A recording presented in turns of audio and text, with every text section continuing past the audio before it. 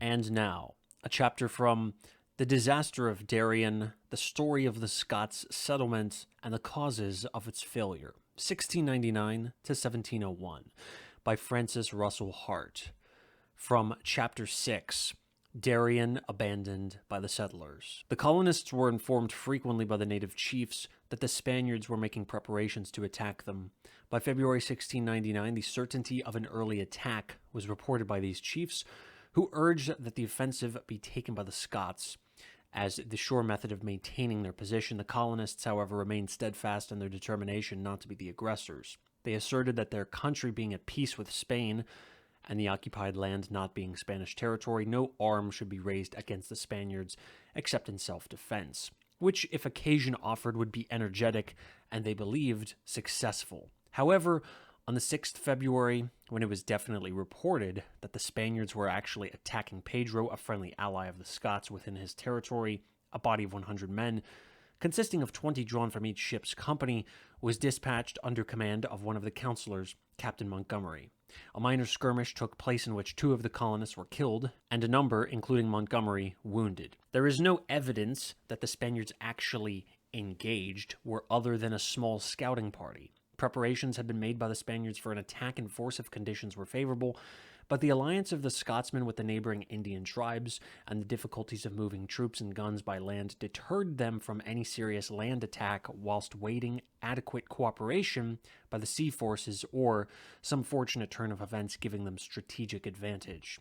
This engagement was the result of a larger operation on the part of the Spanish than appeared from the relatively unimportant skirmish with the Scots. It was the beginning on the part of the Spanish of a really determined effort to rid the land of those they considered as unlawful invaders. Reference will be made to the incident in the chapter dealing with the activities of the Spanish during this period.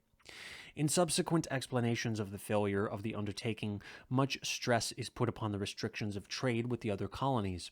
Although undoubtedly contributory to the failure, too much should not be attributed to this cause. News traveled slowly, and it is certain that the Spanish authorities not only had no knowledge of the lack of support to be expected from the neighboring English possessions, but on the contrary considered the Scotsmen as an English outpost designed for the purposes of conquest. The protestations of the King of England, although made in good faith, that the Darien undertaking did not have his approval were not accepted at face value in Madrid or in New Spain. The Council of the Indies, on the 16th May 1699, gave consideration to the English envoy's communication that the Scots settlement did not have his master's sanction, that the promoters in Scotland had been dismissed from office, and English cooperation forbidden. The communication appears to have increased rather than calmed the rising indignation of the Spanish. The Council, in a formal communication to the King, says that it is of the opinion that it would be well to give the British King to understand that if this is true, and that they, the Scots, are proceeding contrary to his intention, it is his obligation to apply the remedy suitable to correct and punish their aggressions and drive them out of your Majesty's dominions, and that when your Majesty sees this done, and observe that he prevents relief from being sent to them, then your Majesty will feel less disinclination to believe that he desires to maintain amity and good relations between the two crowns. The restrictive regulations were not enforced with sufficient rigor actually to close the opportunities for trade so far as the purchase of provisions was concerned.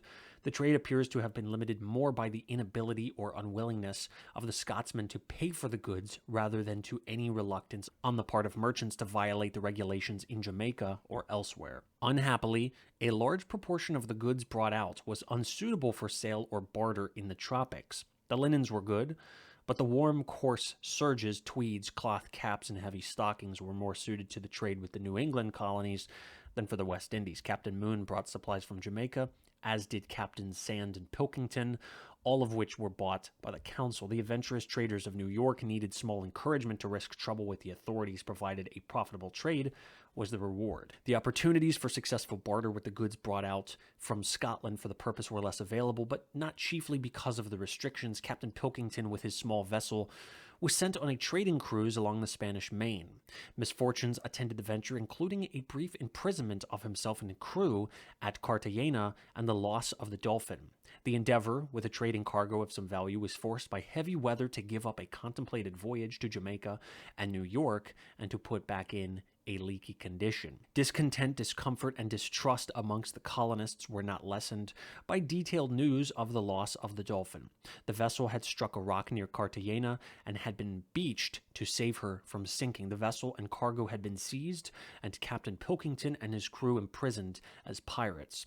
In answer to the written protests of the Darien Council, the governor of Cartagena was reported to have torn the communication in pieces before the eyes of the messenger, and to have told him that the Spaniards would shortly clear the country of the Scots. It required the intervention of King William to secure the freedom of the officers of the vessel, who had been sent as prisoners to Spain and were well on the road to be hanged as pirates. The daily life of the common settler cannot have been cheerful. No vessels, and only in rare instances letters came to them from home. Each waking day seemed certain to bring a new misfortune. There appears to have been lacking any of those robust, happy persons whose humorous optimism often successfully carries their less stalwart companions over rough places. The dour ministers of the gospel who accompanied the expedition were for the most part a saddening rather than a brightening influence. The Reverend Francis Borland, who went as one of the ministers of the second expedition, says of two ministers with the original settlers, they had small comfort among them while they were in their company. So it pleased the Lord soon to remove them from among those that despised them and their work. For Mr. James died at sea before their arrival, and Mr. Scott died shortly after their arrival. Disheartening gossip of a kind to breed discontent was part of the daily fare. Many wished to leave the place even before the extent of their actual misfortunes was known. Stories that some of their leading men had made private gains from the wreck of the French ship were given more credence from the fact that the leaders were at odds amongst themselves. There was no inspiriting leader to preserve through his own indomitable courage the morale of the discouraged men. Discontent and alarm amongst the colonists were increased by the known dissensions of the council and the lack of a continuous policy and administration. The accumulation of troubles, very real and depressing, and fears both justified and fancy, brought the colony into a state of panic. Certain forms of supplies actually were exhausted. A shortage of others was expected. Peaceful trade relations along the coast had failed. Friendly trade with the English colonies was prohibited. The colonists were dubbed pirates by the Spaniards, and an attack by them momentarily expected. Patterson was ill, and by the early days of June seriously so with fever. Adequate leadership was lacking, and there was no certainty if or when reinforcements of material and men would come from Scotland. It is not a matter of wonderment that the colonists were in no mood to protest when the councillors in the middle of June 1699 decided on abandonment. The only protestant against this proceeding was Patterson, and he was too ill to make more than a gesture of refusal. On the 16th June, he was carried on board the Unicorn, and 2 days later, she and the Caledonia set sail. On the 19th, the St. Andrew followed. The plan agreed upon was to rendezvous at Boston or Salem in New England, and there to sell the remainders of the cargoes on board the ships, reprovision, and sail for Scotland. These vessels were small in size, the largest probably not exceeding 550 tons. They had been either at sea or anchored in tropical salt water for over 10 months and were obviously in need of a thorough overhauling. This could have been done if adequate supplies had been on hand and if the vessels after lightning had been careened at Golden Island. But there is no evidence that this had been attempted, and the vessels were in unsatisfactory condition. The Unicorn leaked badly, and in a few days her plight was such that the St. Andrew was signaled for help.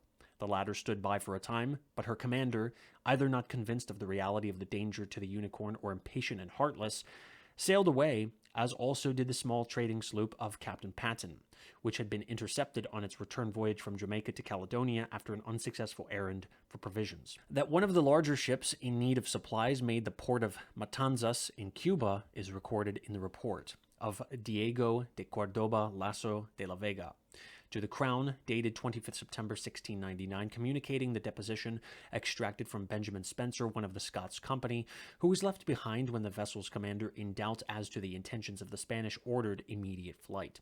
Notwithstanding dangers, distress, and suffering, the Unicorn arrived in New York on the 14th August 1699, but with 150 only of the 250 persons who sailed upon her. The Caledonia had arrived 10 days earlier after an unhappy but somewhat less unfortunate voyage. The St. Andrew reached Port Royal, Jamaica, unfit to proceed further, and was abandoned there. The Endeavour had been abandoned at sea in a sinking condition shortly after the evacuation of Darien. The condition of the Unicorn at New York made her abandonment necessary, leaving the Caledonia the only vessel fit to be overhauled preparatory to going again to sea. The Caledonia, although safely arrived at New York, had experienced suffering of the severest kind. Her commander, Captain Robert Drummond, in a letter from New York, writes as follows: "In our passage from Caledonia hither, our sickness being so universal aboard, and mortality so great, that I have hove overboard 105 corpse. The sickness and mortality continues still aboard. I have buried 11 since I came here already. I am afraid I shall have a hard pull to get the ship home, for my people are still dying, being all weak, and men is very scarce here to be had. With God's help, 14 days or 3 weeks. Hence I design to put to sea. I am not capable, by writing, to give you an account of the miserable condition we have undergone first before we came off Caledonia, being starved and abandoned by the world, as also the great difficulty of getting the ship to this place." A request was made to the Lieutenant Governor at New York, the Honorable John Nanfan, and at a meeting of the council on the 5th August 1699, authority to purchase provisions was granted. A letter of Lieutenant Governor Nanfan to the Earl of Bellamont, dated 7th August 1699, and the reports of the latter, dated at Boston 24th of August and 26th October, to the Lords Commissioners of Trade and Plantations, furnish interesting comments on the plight of the Scotsmen and the treatment accorded them. The Earl of Bellamont, smarting under suggestions that he had not prevented 5 New England ships from carrying provisions to Darien, stated that he was assured by the officers of the custom house that instead of 5 vessels, it was only 1 brigantine belonging to 1 steel, a markhand in this town that went to Nevis with provisions, but not finding a market there to his liking, he went from thence to Caledonia. But this was before my coming hither, and before the king's pleasure was known in this matter. If the distress of the Scots had not been so extreme, mutual suspicions would undoubtedly have converted an uncomfortable situation into an open quarrel. As it was, the Earl of Bellamont, in the dispatch from which a quotation has been made, writes, "Your lordships will see that I have been cautious enough in my orders to the Lieutenant Governor of New York not to suffer the Scotch to buy more provisions than would serve to carry them home to Scotland." The correspondence in August and September between the Earl of Bellamont and the Lieutenant Governor makes it clear that the former, not having the plight of the Scots displayed under his eye, was more apprehensive than was the latter that the Caledonia might sail back to Darien, especially, as the Earl of Bellamont writes in one letter, upon the news of the recruits sent them from Scotland of men, arms, and all other provisions. That the Earl of Bellamont's suspicion was not wholly without basis is borne out by the determination of Thomas Drummond, a brother of Captain Robert Drummond, to return to Caledonia, as in fact he did in a small sloop, acquired and equipped, presumably without official sanction of Mr. Nanfan. Notwithstanding all difficulties, newly provisioned and to some extent overhauled, the Caledonia sailed from New York on the 12th October, arriving home on the 20th November in 1699, the only vessel of the first expedition to return to Scotland. Amidst cheers and enthusiasm unparalleled in the history of Scotland, 1,200 men had sailed from Leith on these ships. Within 16 months, 744 of them had died either on the voyage out at Darien or between there and Port Royal or New York. Of the remainder, many who became refugees in Jamaica lost their lives there or in Cuba, many cast themselves adrift in America during the refitting in New York, and a small proportion of the original band of hopeful fortune-seekers landed from the Caledonia that late November day in 1699.